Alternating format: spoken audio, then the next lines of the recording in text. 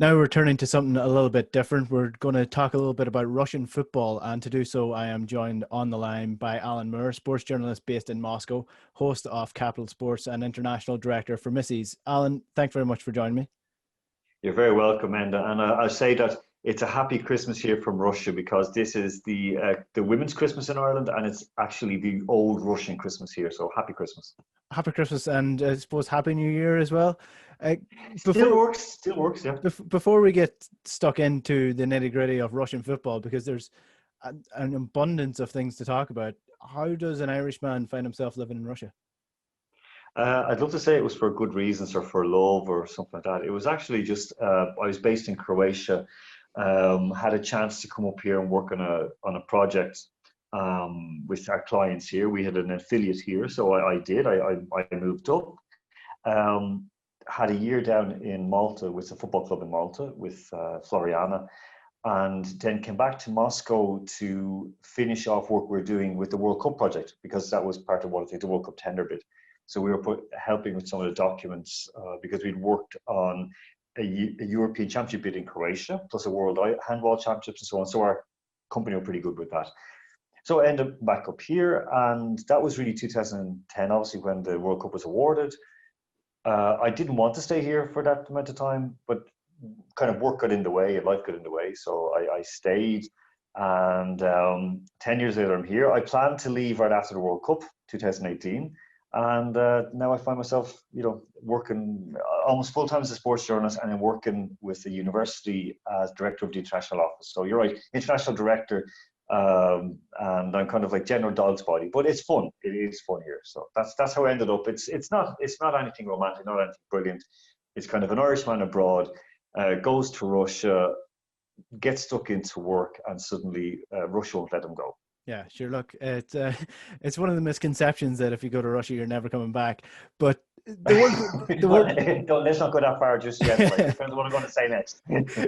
The World Cup was an interesting one because it really opened up the world to Russia in the modern sense, because since the Cold War, that really hasn't happened. And people still question whether quite a lot of it might have been propaganda and whatever. But I think a lot of people were absolutely blown away by just how modern the cities were and how beautiful Russia really is. What is it like to go to a football match in Russia? This sounds terrible from my side, and you are right, because a mutual friend of ours, John Duggan, was over here covering for Off the Ball for News Talk and Today FM as well, and covered it brilliantly. And of course, with Raf Diallo, who was part of the Team 33 team.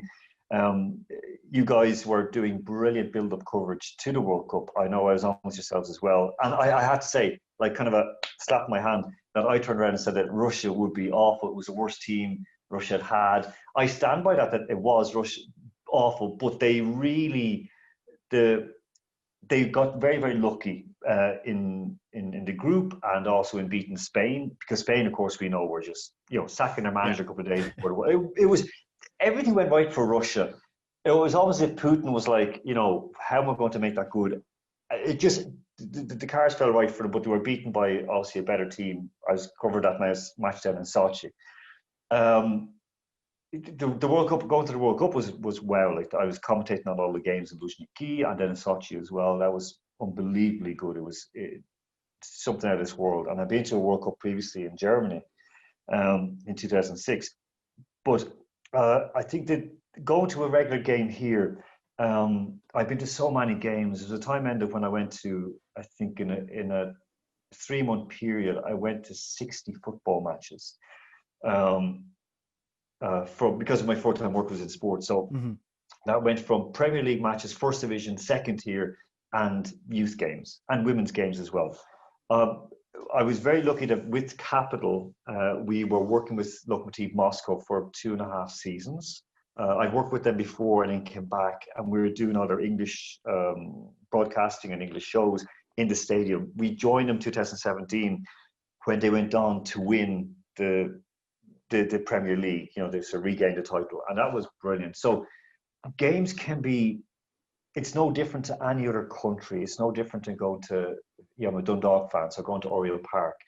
I've so many times gone to Talca, gone to Dalymount, always enjoy going to Tallaght. So there's no difference in the kind of the emotions, the kind of the buzz. The only thing that really gets you here is the cold, because by Christ, listen, and it's a fact. I've done the studies on this and a report on it. As soon as the temperature drops below plus 15, you lose between a third and half of fans going to stadium. A lot of the stadium, like Locomotive had for a long time, have a terrific stadium. Spartak Stadium is nice, but it's sort of built on sand almost in every sense, and the pitch cuts up. But some of the stadia like the Zenith Arena or Gazprom Arena, they're wonderful. And honestly, there's no better place to be in Russia than go to a football match, except a hockey match. Hockey matches are awesome. They're 10 times better than football, and I never get the real duty. I did a couple of years ago to go cover matches in the Continental Hockey League, and it's amazing. But usually the clever people get that, and then the sort of the dregs of sports journalism go to cover football. That's me. Well, that's it. I should hope that CSKA Moscow have a better stadium than Oriole Park. Dundalk are a great side, but by God, they need a new stadium. Well, essentially, what we're going to do over the next half hour or so is we're going to talk about Russian football, where it came from, and also do a little bit of a bio on the clubs.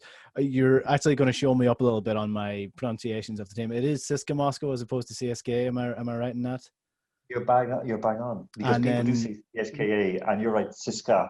So yeah, correct. CSKA. So I would have said Locomotive as opposed to Locomotive. So we'll get around the pronunciations. We'll get into the bio. But football in Russia comes really from a source closer from home. It's originated from really British and Scottish influence as such. Yeah, it really has. There's quite a few Irish like who are here as well. Because it came a lot from the early 20th century. There wasn't like we'll mention in a moment, where there was actually GAA here before association football. The football came in through the English industrialists, British, shall we say, industrialists. I won't be rude on that.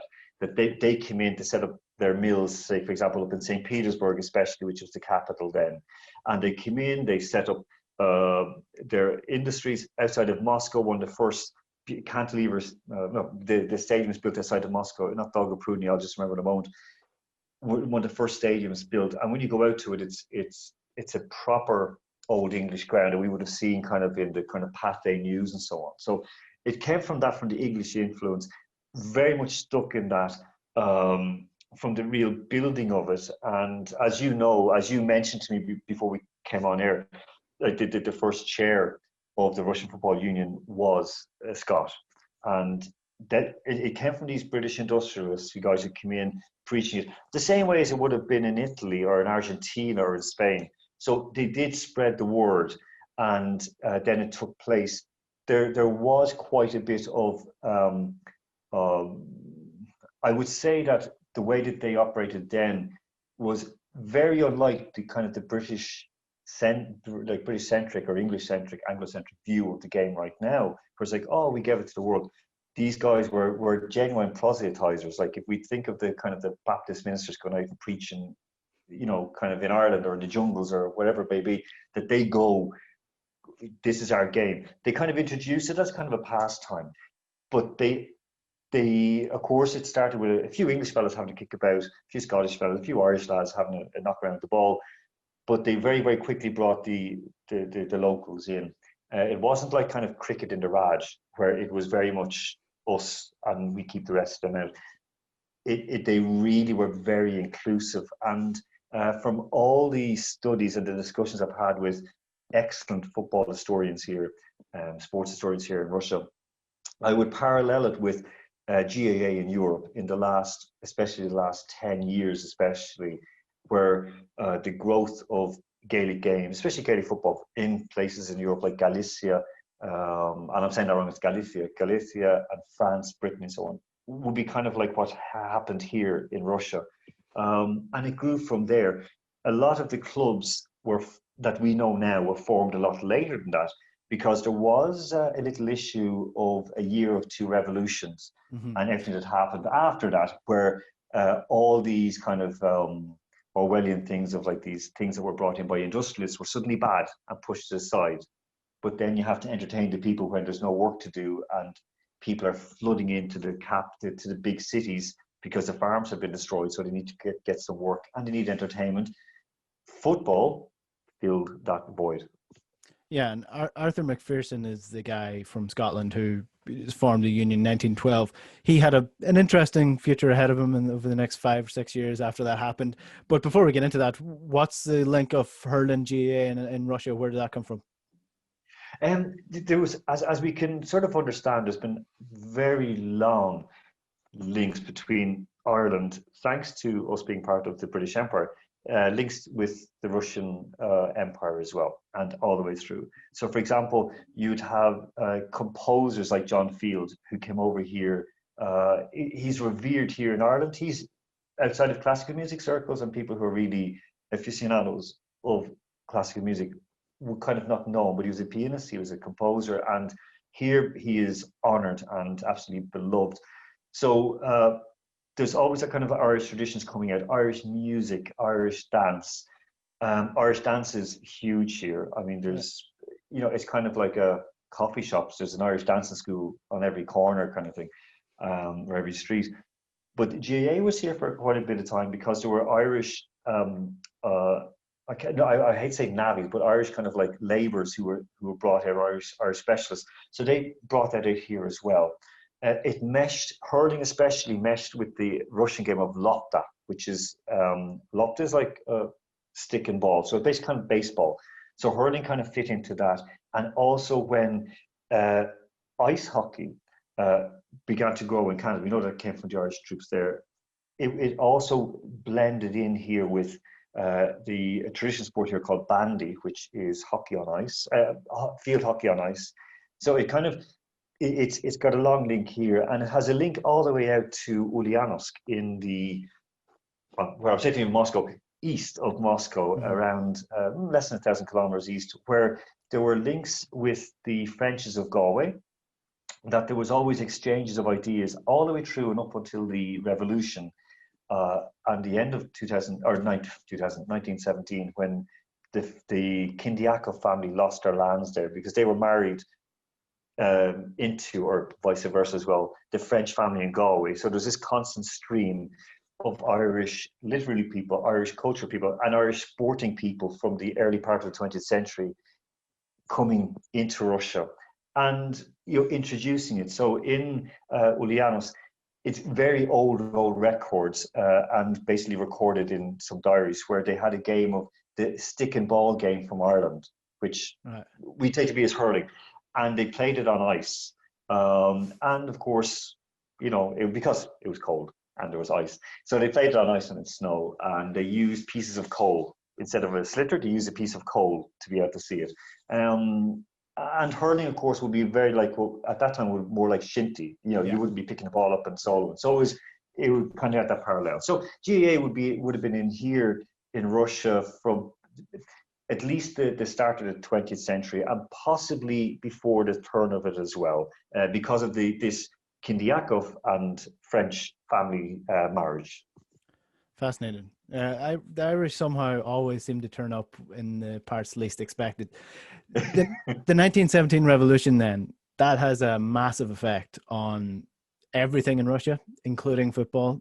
Football considered bourgeois, upper class, middle class at this point. And Arthur McPherson, his future didn't really last that long as head of the Russian Football Association, arrested in 1917 after the revolution and thrown in jail. He had an unfortunate period for himself.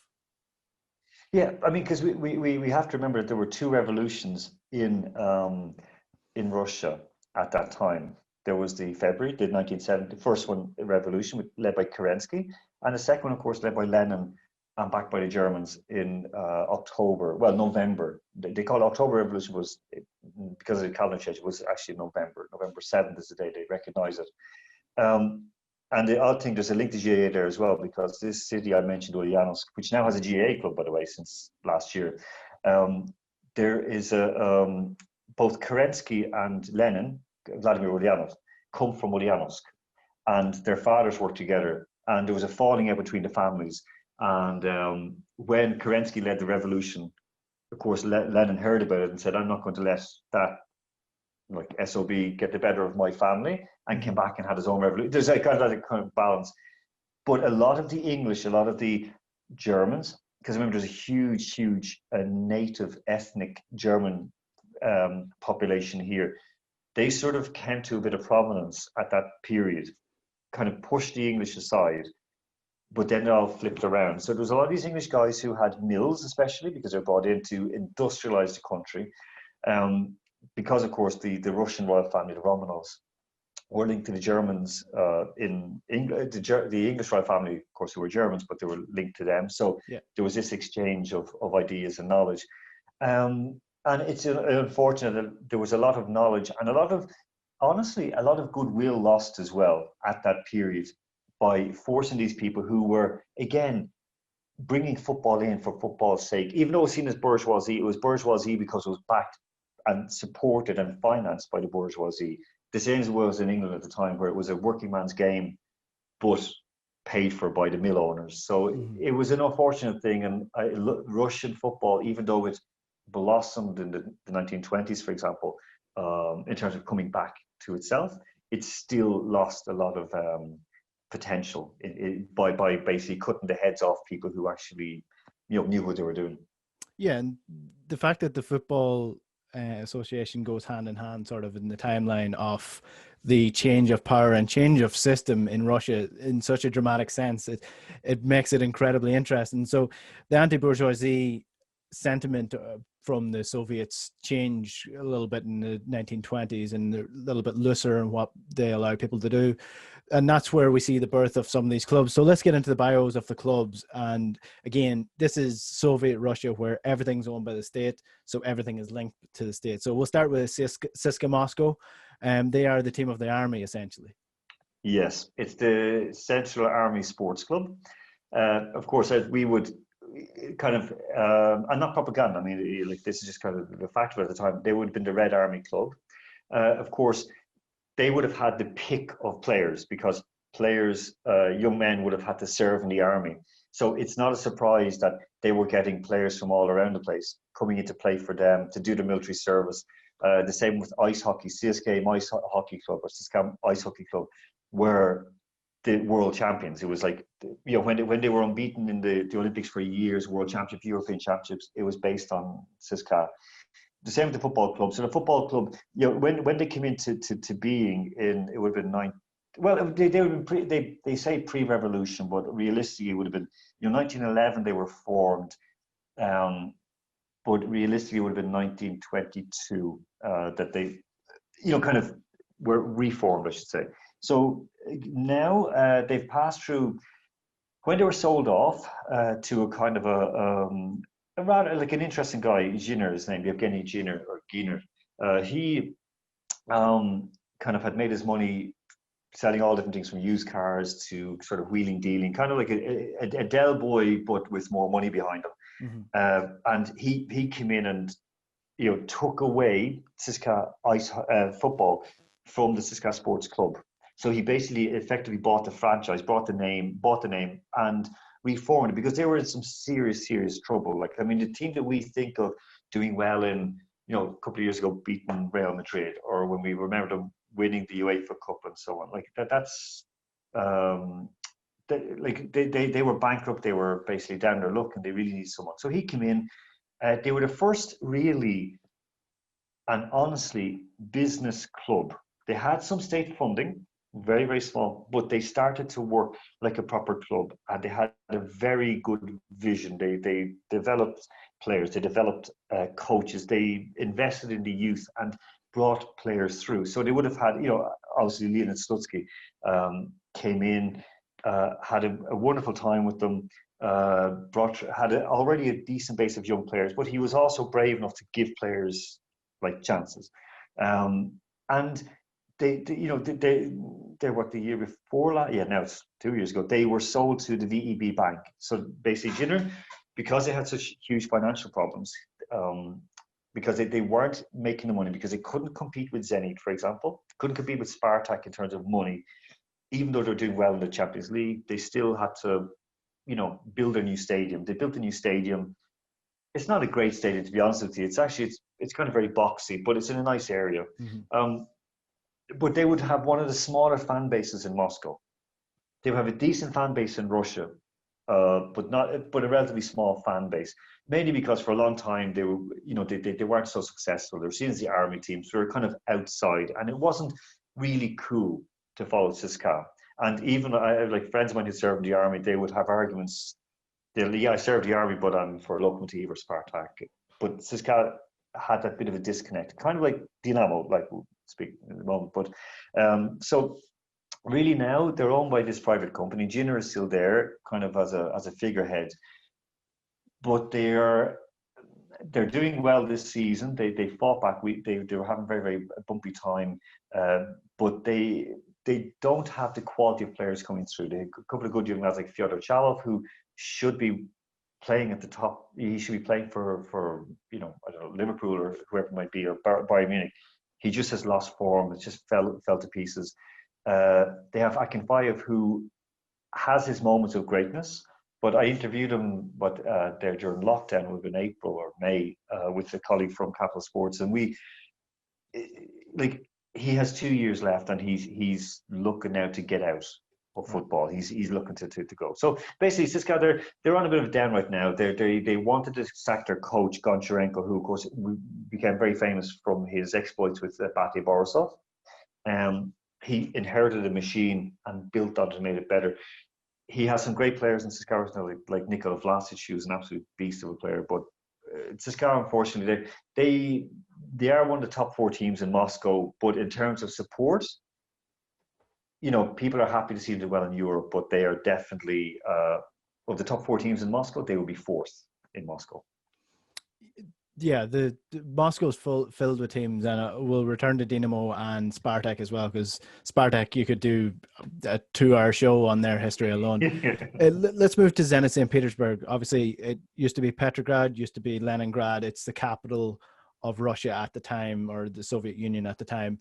What is their history? Because I know they have a slightly more complicated one, than which they come from a couple of different clubs. That's true. Most of these Russian clubs, like at one time, they be kind of like they have changed. It's kind of, I guess you say, our Glasgow Rangers now are the same Glasgow Rangers of 30 years ago. Well, legally, no, they're a different entity, but they had the same name and so on. So they have changed. So Zenit would have come from an optics factory, from Zenit Optics Factory. They're now completely wholly owned by Gazprom. They're a club that, in many ways, they're a one-city club. There is no other club in St. Petersburg. That's it. It's Zenit. You've got SKA, also the army team for ice hockey in St. Petersburg, but there's no other team. There's other teams that popped up and they've fallen apart, and there's Dinamo St. Petersburg and so on and so forth. But there's Zenit. There's Zenit. Now, they will try to claim many times that they were founded in 1914 or I think it's 1914, they always, like you hear them saying, but no. 1925 is the earliest date of this Zenit, but they have been reformed many times. And back in 91, I went to see them play in the old Krestovsky Stadium, huge stadium. I mean, it could hold 100,000 people. I think there's about maybe 1,000 people there that game. They're playing Rotor Volgograd in the old first division, which is a second tier. And it was funny that they have a stadium. The old stadium where Dundalk would have played a few years ago was open but lovely. The new Gazprom Arena is fabulous. But again, Zenit are based on Gazprom, fully funded by Gazprom. Nearly all the sponsors are Gazprom companies or linked and so on and so forth. I mean, we see that in England, so it's nothing too unusual. Yeah. But Zenit, in one way, they're a great club to deal with. They do business well. Sometimes they overreach, but they have a vision of what they need to do, what they want to do. They are very, very professional and pretty consistent as well.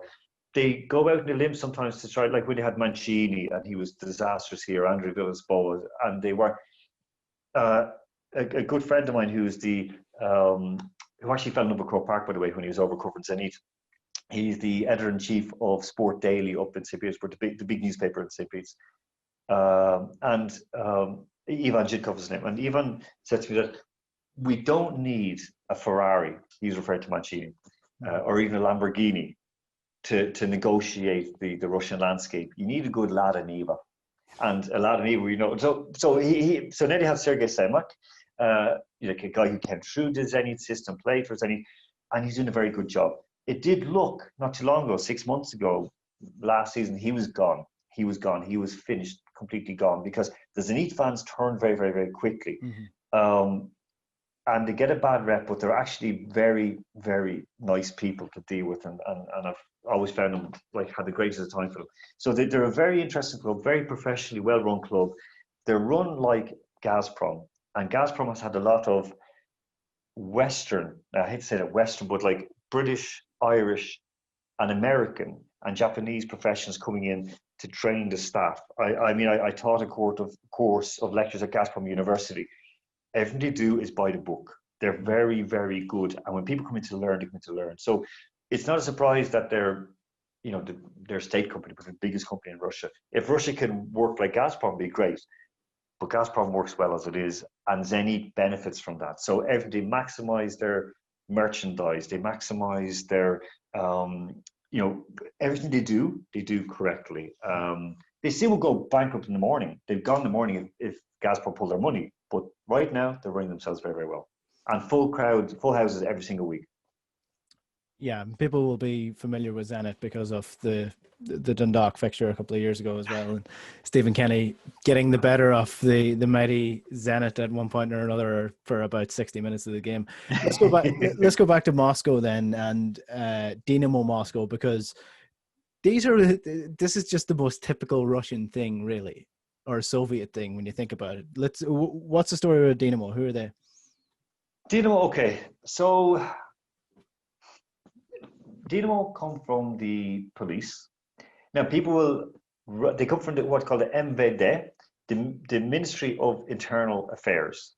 Usually when you hear the Ministry of Internal Affairs in any country, you start to go, ooh, that's, you know, what's going on. But it's just like the way it's named. So that's basically the police force, the traffic police, the secret police. So it's all within that kind of group, you know. Like any police force, like in the Irish police force, we have the intelligence unit and so on and so forth. So it's kind of just a general thing.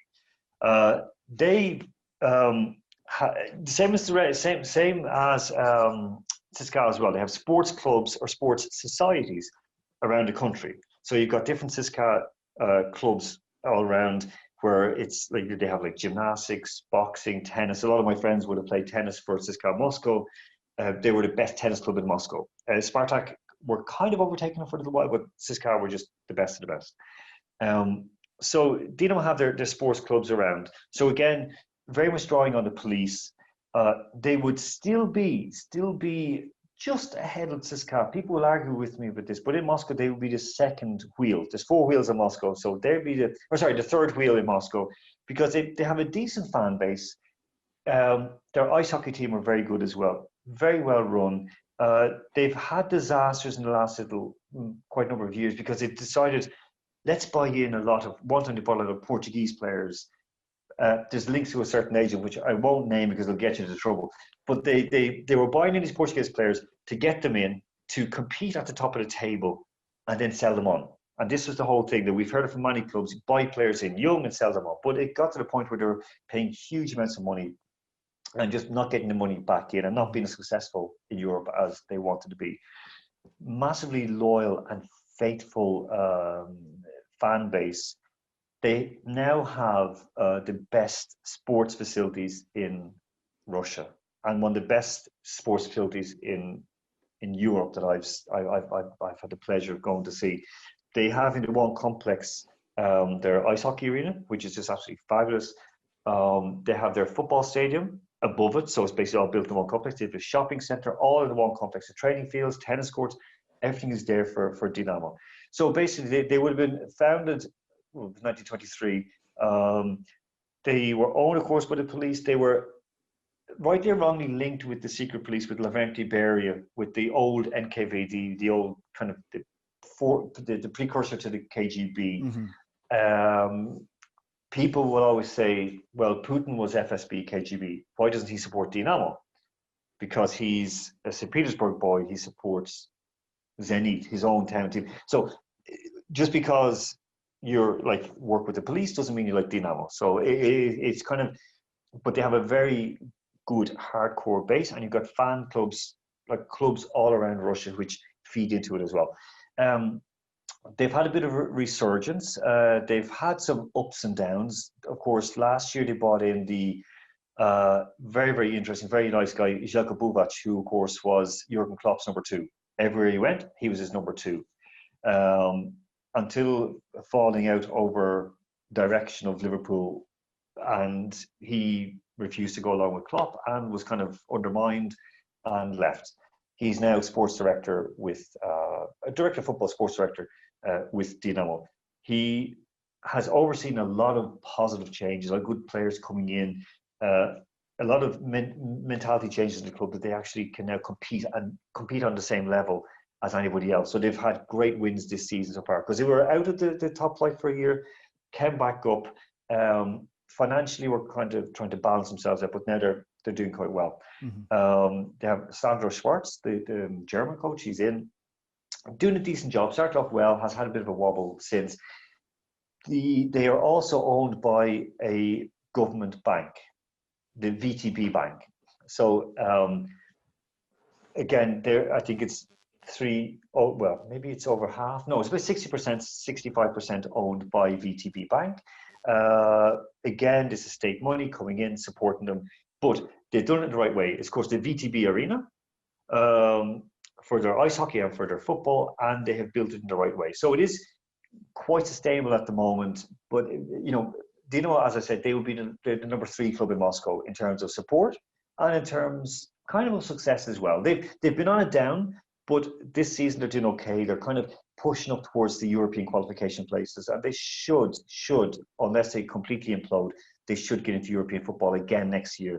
They didn't disgrace themselves. One of their head PR guys, this is actually his birthday today, Dimitri Derunets, or yesterday, sorry. He and I worked together at the World Cup, and he was speaking to us right before they played a Georgian team in Europe.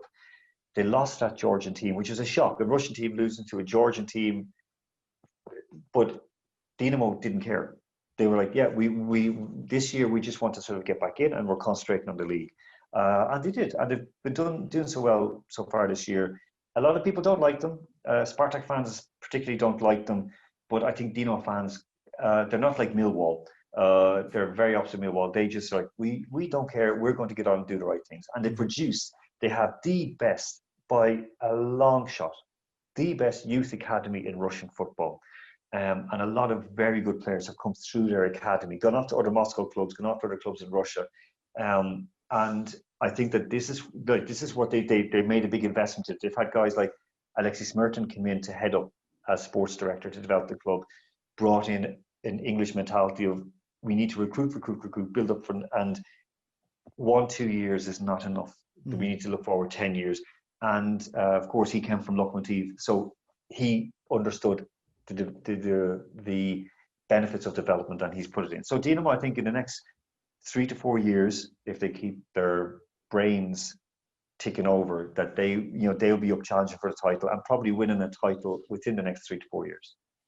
So let's finish off with Spartak Moscow then, because they're seen as... You missed that Locomotive, though. You missed that Locomotive Moscow. We'll finish. We'll circle back to them. Yeah, okay.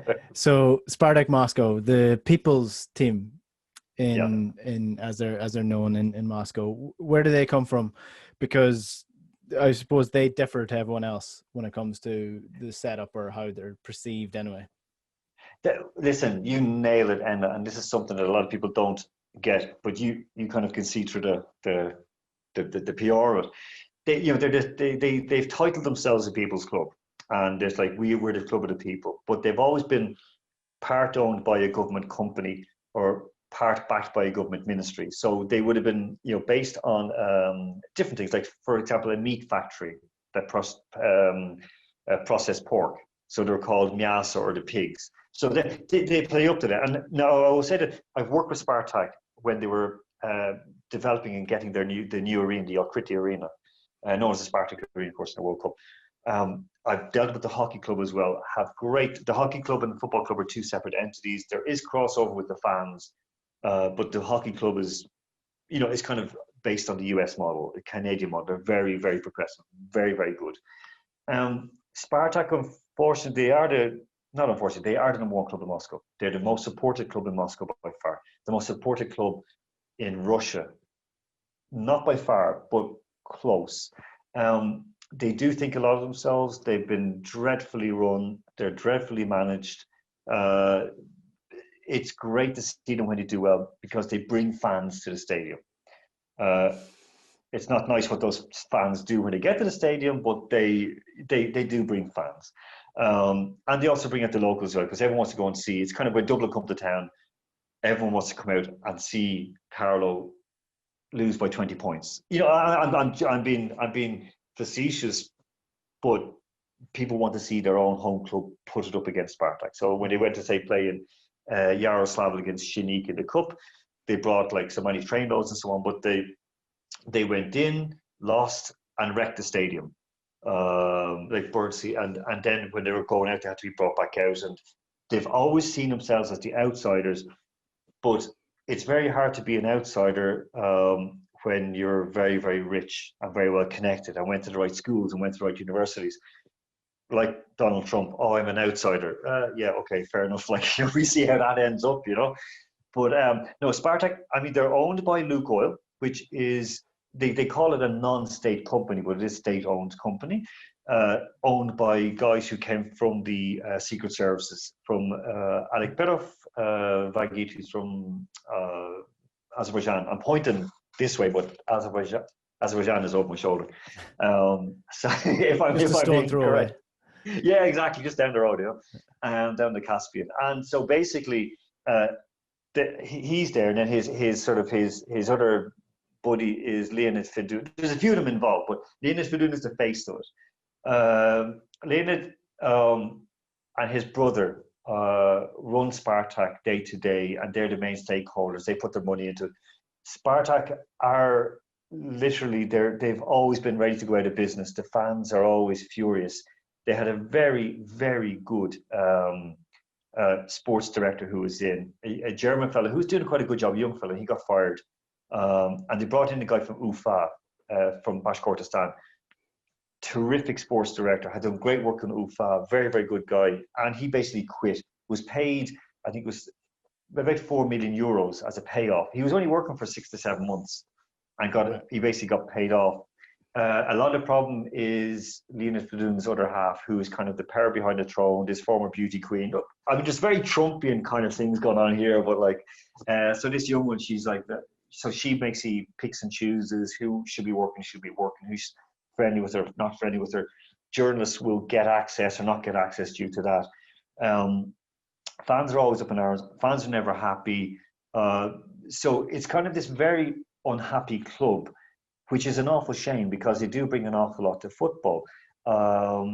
They as I said, their stadium is almost now out of date. It's been wrecked a few times by the fans, but the pitch is like a potato patch, and I think it's down to the bad maintenance of the club. But they have this aura around them, so it's Spartak, but it's very hard to put past them, because they've always pretended to be the outsiders, but they've always sort of suckled at the government teat for funding. Mm-hmm.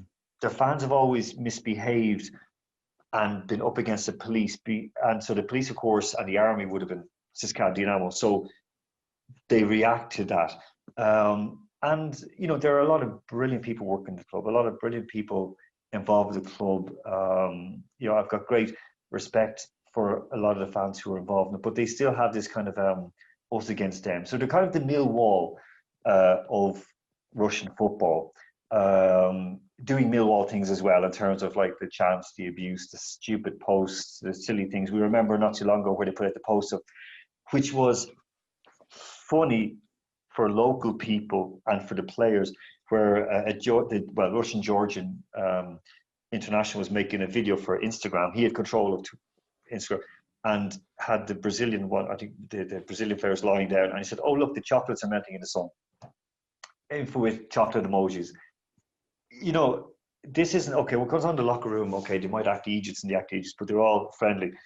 As he was trying to explain afterwards, look, I get made fun of for being Georgian. It's part like but still, Spartak have had so many gaffes like that. It goes on and goes on and goes on, and they get away with it because one thing that you go to Oriole Park, there's local journalists and there's national journalists. In Russia, you don't have journalists; you have fans. Now, there's some very, very good ones who like hold themselves in, but I had the greatest shock when I was working first time with Locomotive and went to a Spartak match. They were playing Spartak at home, and I walked into the press box.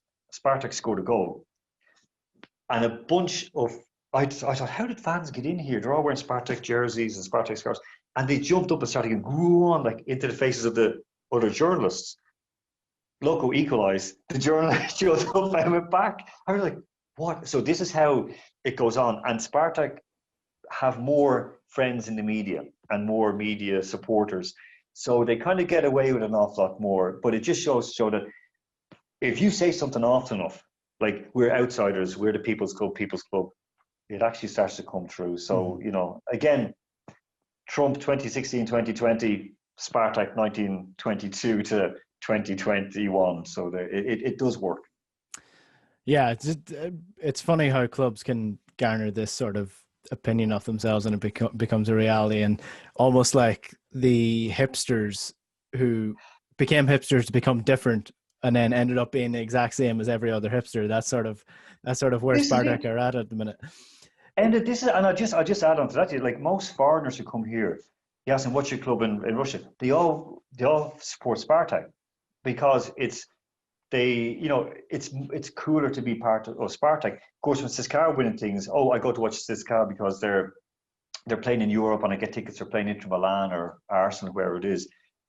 But a lot of people will go straight to Spartak because, they're cool and they're like outsiders and they've always fought against the system. And I'm going, no, they've played the system very, very well. And in the Soviet Union, like as the first head of the Russian Football Union found out, if you didn't play ball, you lost your ball. You lost your ball. So let's just leave it at that.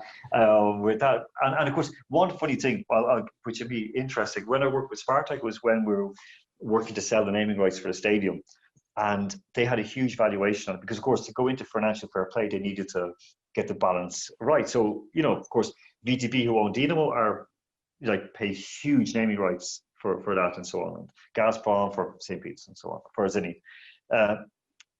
So Spartak were clever, and this is no joke. We were discussing in the commercial office one day, and the former head of the club, who's now head of Fakir Voronezh, Askabadze, who started as a translator, ended up as the chair, like the CEO of the club, before getting found out and fired. We were sitting in the commercial department one day, and we're talking about how to raise funds and so on, for naming rights. And Lukoil will buy their naming rights. And I said, no. I said, no, look, the easiest thing to do is to move it and get someone else to sponsor it, but it's not related to Lukoil. So what happened next was, and it was just so open, and I discussed this many times, but it's the first time in Irish media we discussed it, is that they made a gigantic deposit, Lukoil, into a Crite Bank, and basically sold part of the Lukoil Bank, MDM, into Orkrite, so to kind of buy out Orkrite Bank but be minor shareholders. Made a major deposit. Orkrite then sponsored the naming, or bought the naming rights with Lukoil money, and now it's the Orkrite Arena. Next year it runs out, and the debate is that Spartak, because of Lukoil owns so many shares in Orkrite, that they either have to buy it out or sell it. So it's kind of so next year they could be going bust, and everyone's starting to shout about it right now. So we'll see what happens. In 2 minutes, can you sum up the history and who Locomotive are? Because I know you're desperate to.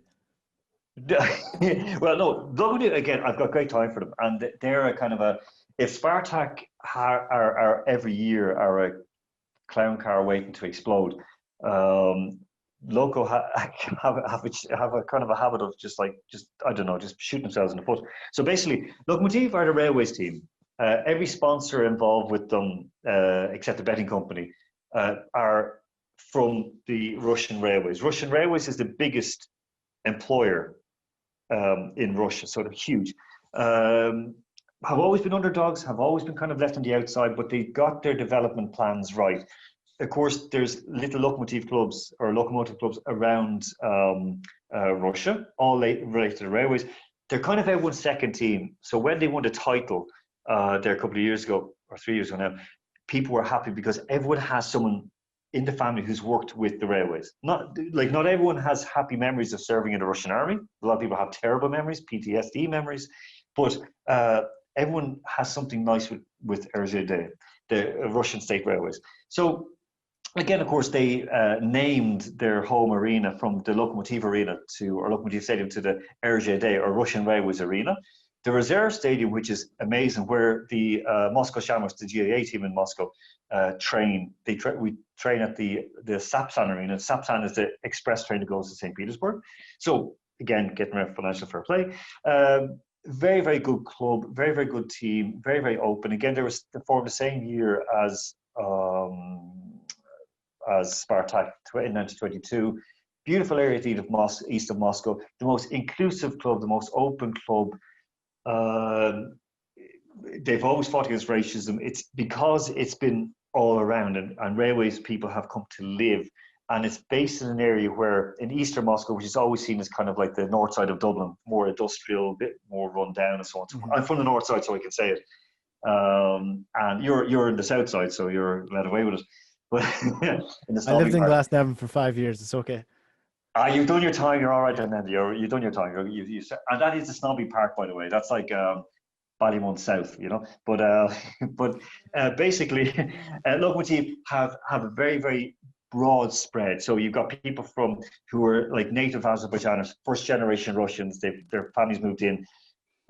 Coloured people, a lot of lads that I would work with, or students that were part of the international student bodies that I was dealt with, they would happily go to Locomotive and not be worried about getting racially abused. So it's a very, very open club, very, very progressive club.